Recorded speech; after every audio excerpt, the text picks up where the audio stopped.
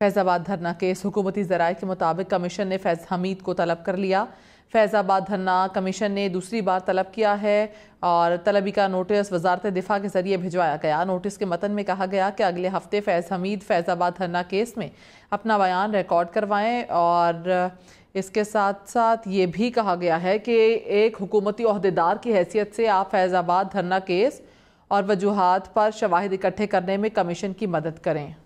فیض آباد دھرنا کیس حکومتی ذرائع کے مطابق کمیشن نے فیض حمید کو طلب کر لیا۔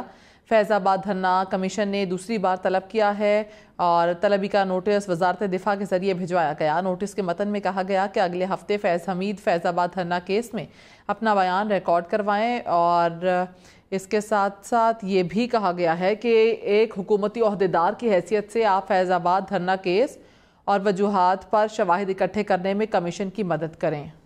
فیض آباد دھرنا کیس حکومتی ذرائع کے مطابق کمیشن نے فیض حمید کو طلب کر لیا۔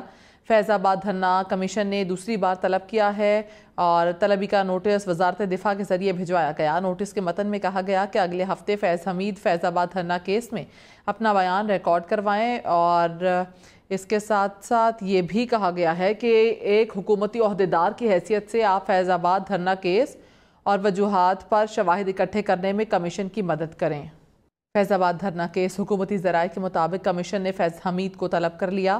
فیض آباد دھرنا کمیشن نے دوسری بار طلب کیا ہے اور طلبی کا نوٹس وزارت دفاع کے ذریعے بھجوایا گیا۔ نوٹس کے متن میں کہا گیا کہ اگلے ہفتے فیض حمید فیض آباد دھرنا کیس میں اپنا بیان ریکارڈ کروائیں، اور اس کے ساتھ ساتھ یہ بھی کہا گیا ہے کہ ایک حکومتی عہدیدار کی حیثیت سے آپ فیض آباد دھرنا کیس اور وجوہات پر شواہد اکٹھے کرنے میں کمیشن کی مدد کریں۔